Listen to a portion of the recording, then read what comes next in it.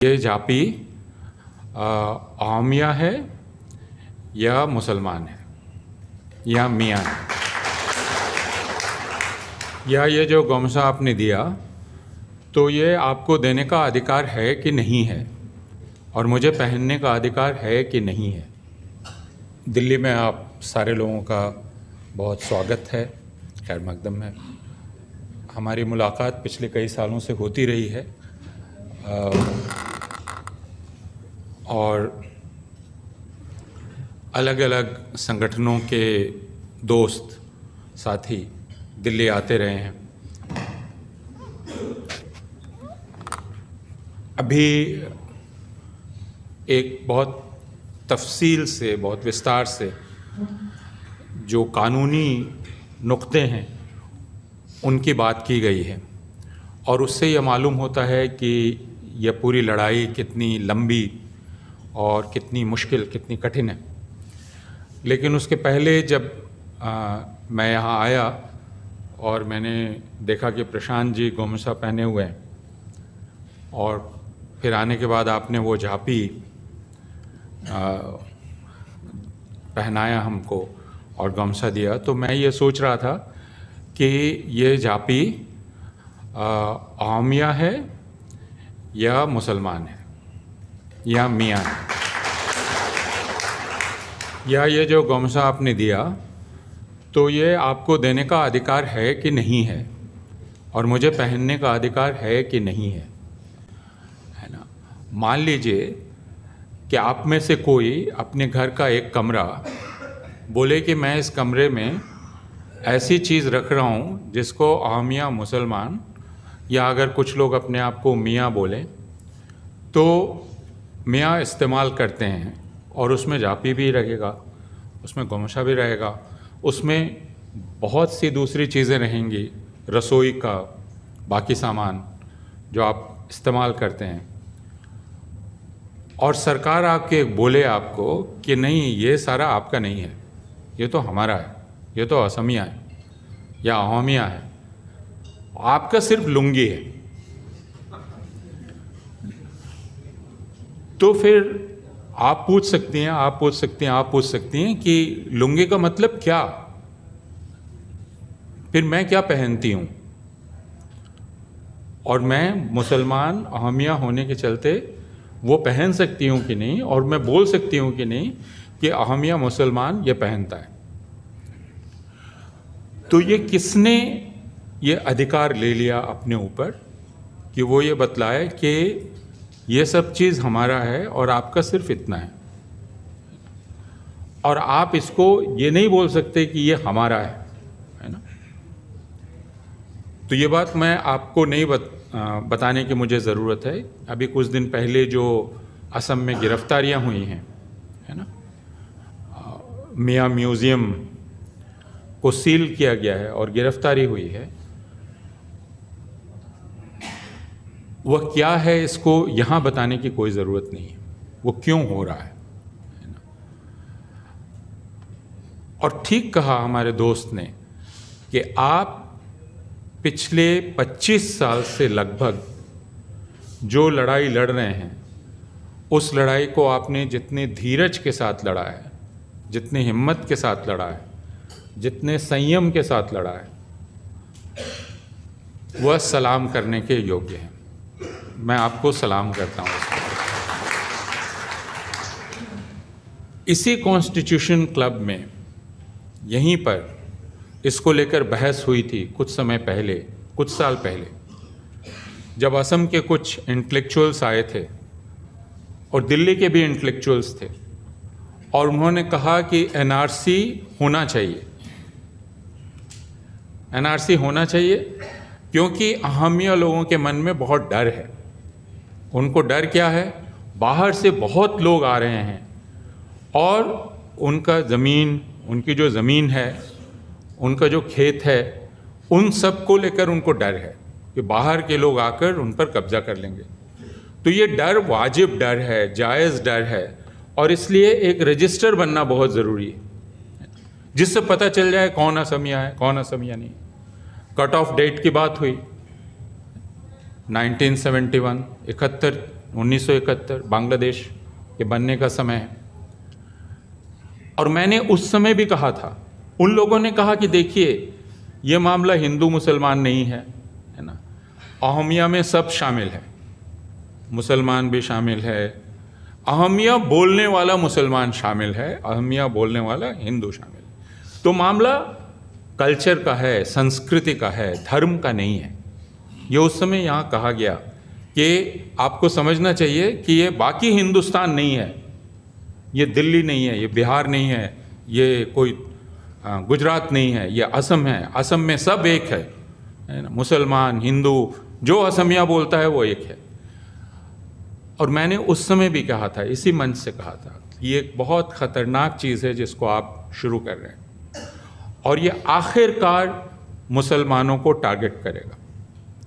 आप अभी एक झूठ बोल रहे हैं अपने आप से, आप झूठ बोल रहे हैं कि जो बाहर से बांग्ला बोलने वाला आया, बांग्लादेशी आया, ये सिर्फ उसको टारगेट कर रहा है। हमको मालूम है कि यह बात झूठ थी और आखिरकार ये साबित हो गई।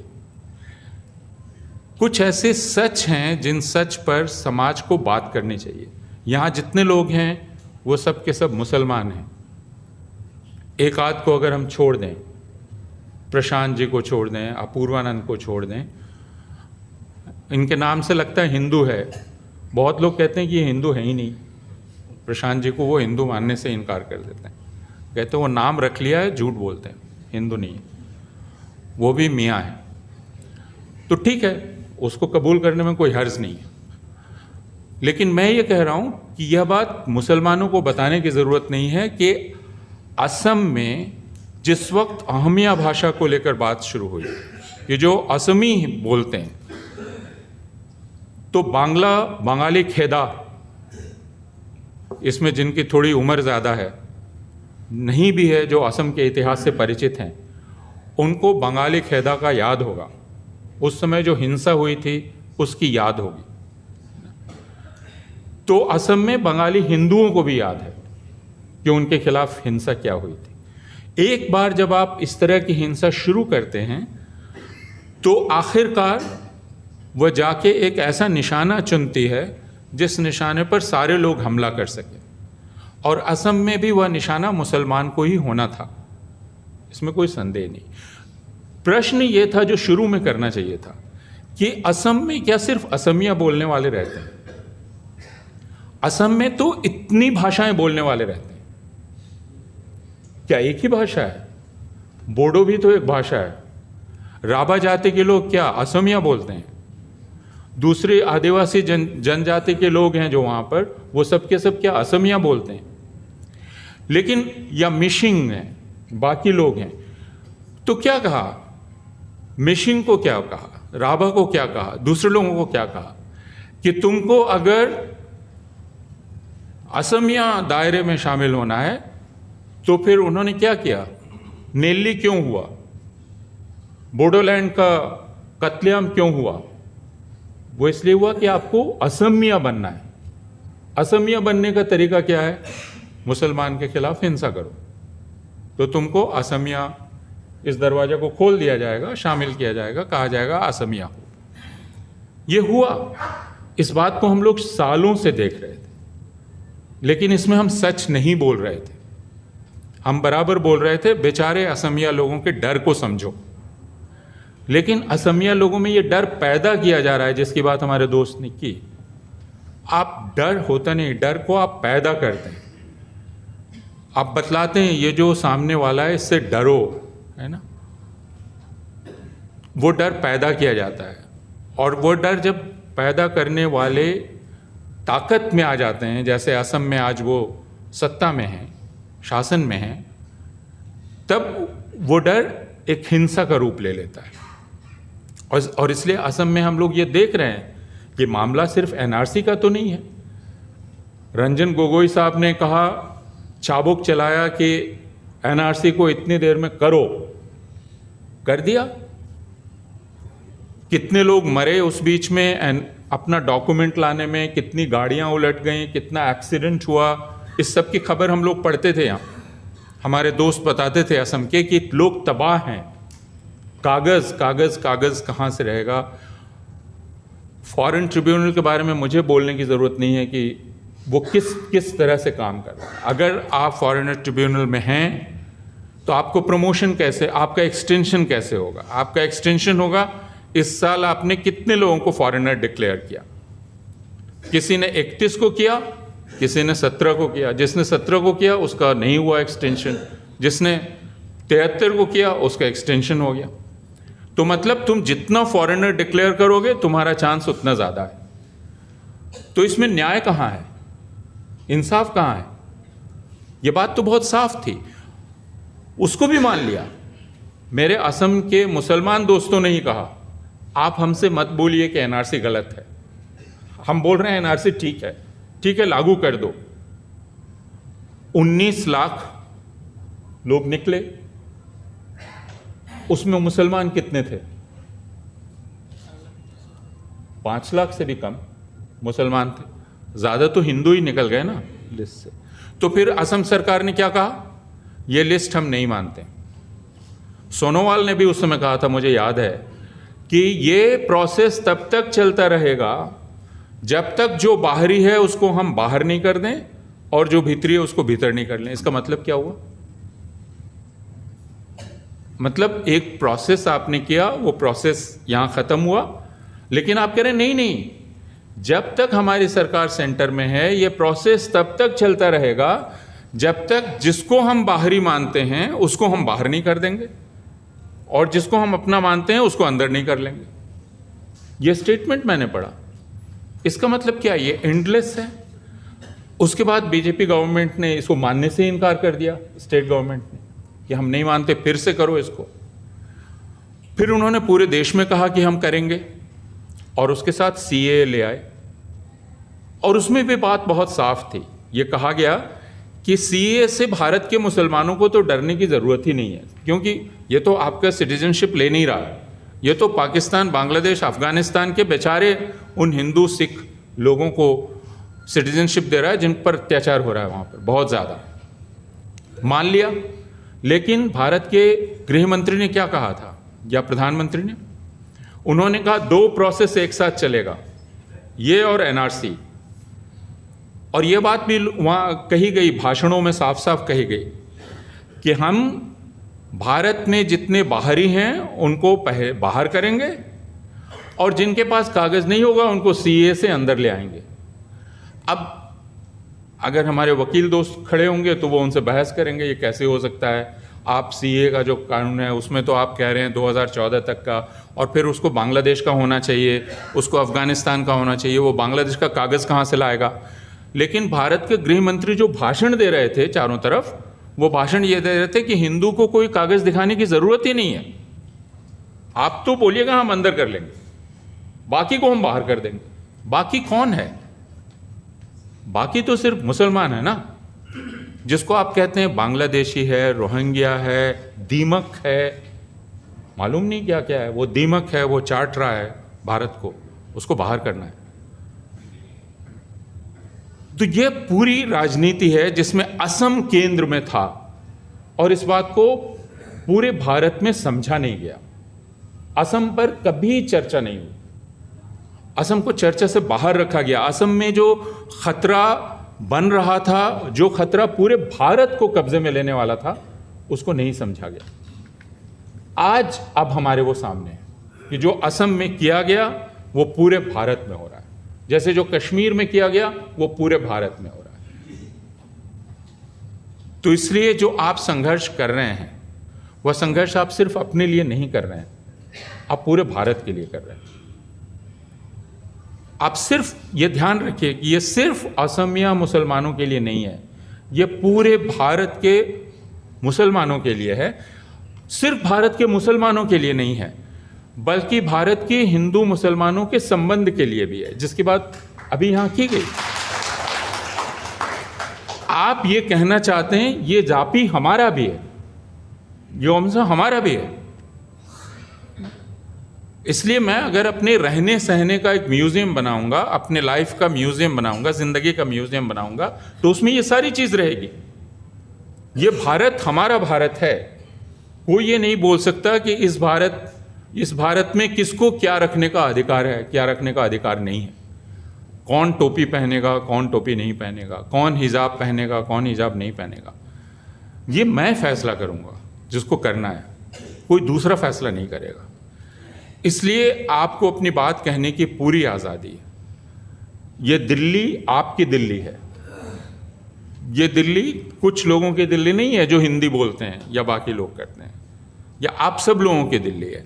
जो अपने आप को मियाँ बोले उनकी भी दिल्ली है, जो नहीं बोले उनकी भी दिल्ली है। तो आकर दिल्ली में अपना दावा पेश करना, अपना क्लेम पेश करना, दिल्ली को यह बतलाना कि तुम हो इसलिए कि हम हैं, अगर हम नहीं है तो तुम भी नहीं हो, यह बहुत ही आवश्यक है। और मैंने पिछली बार भी जो हमारे दोस्त आए थे उनसे यह कहा था कि यह बहुत ज़रूरी है कि दिल्ली के अलावा बिहार, उत्तर प्रदेश, मध्य प्रदेश, उन तमाम जगहों पर यह मीटिंग हो, क्योंकि लोगों को नहीं मालूम है, लोगों को असलियत नहीं मालूम है, उनको बतलाना बहुत ज़रूरी है। पूरे भारत में, पूरे भारत से असम में लोग काम करने जाते हैं। मैं बिहार का रहने वाला हूँ, झारखंड का रहने वाला हूँ। मेरे पिताजी मेरे जन्म के पहले सिलचर में थे। सिलचर असम है कि नहीं, ये सिलचर के यानी कछार असम है कि नहीं, सिलचर असम है कि नहीं, ये तो 1961 में जो वहाँ भाषा को लेकर हिंसा हुई थी, सिलचर वालों से पूछिए कि असमिया और बांग्ला में क्या संघर्ष था, किस तरह का संघर्ष था। तो 1961 में वो वहाँ से बिहार गए। तो असम से एक तरह से बिहार वालों का रिश्ता है। बिहार के कितने लोग असम, दूसरे राज्यों में जाकर काम करते रहते हैं। जब तक हम नहीं बताएंगे भारत के दूसरे राज्यों को कि असम में क्या हो रहा है, उनको बताने वाली सिर्फ एक पार्टी है, वो है भारतीय जनता पार्टी। सिर्फ वो बोल रही है, वो बता रही है असम के बारे में, असम के बारे में और कोई नहीं बता रहा है। इसलिए यह काम भी हम ही लोगों का है कि हम जाकर बताएं, लोगों को शिक्षित करें, समझाएं कि स्थिति क्या है। क्योंकि समाज में जो हिंसा है वो इस कारण है कि लोग असलियत नहीं जानते हैं। और संघर्ष का एक जो बहुत बड़ा काम है वह अदालत में तो है ही, अदालत के अलावा लोगों के बीच जाकर चर्चा करना, संवाद करना, दोस्ती बनाना, ज़्यादा से ज़्यादा दोस्त बनाना अपने लिए। यह लड़ाई सिर्फ मुसलमान अकेले नहीं जीत सकता। मुसलमान को अपना दोस्त बनाना पड़ेगा। वो दोस्त हिंदू ही होंगे, हिंदुओं में से दोस्त आपको बनाने पड़ेंगे। ये काम भी आपका है। मैं जानता हूँ कि आप कहेंगे कि अरे हम यहाँ भी लड़ें, वहाँ भी लड़ें, हम ये भी करें, लेकिन जो लड़ता है वो दोस्त भी बनाता है। बिना दोस्ती बनाए, बिना हाथ में हाथ जोड़े कोई भी बड़ी लड़ाई लड़ी नहीं जा सकती है। तो आप सिर्फ असम के मुसलमानों के सम्मान के लिए नहीं लड़ रहे हैं, वो तो आप लड़ रहे हैं, लेकिन असम का मुसलमान का सम्मान जब रहेगा तो इसका मतलब भारत का भी सम्मान रहेगा, भारत के हिंदुओं का भी सम्मान रहेगा।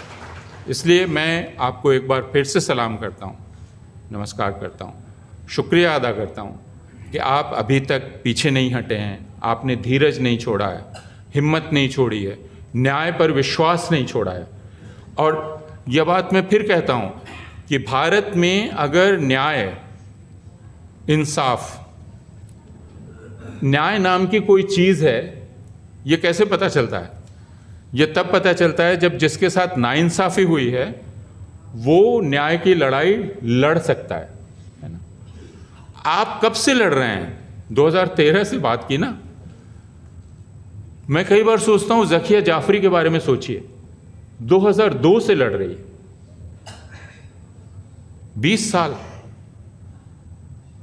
मैं वैसे लोगों के बारे में सोचता हूँ जो 20 साल, 25 साल से हिंदुस्तान की अदालत को, इसलिए अगर भारत में न्याय का विचार, जिसको न्याय का विचार कहते हैं, भारत में न्याय का विचार जीवित है, तो वो न्याय का विचार भी जीवित है आप जैसे लोगों के चलते।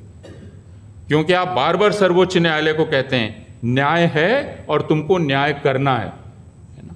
तुमको साबित करना है कि तुम न्याय करना जानते हो। तो जो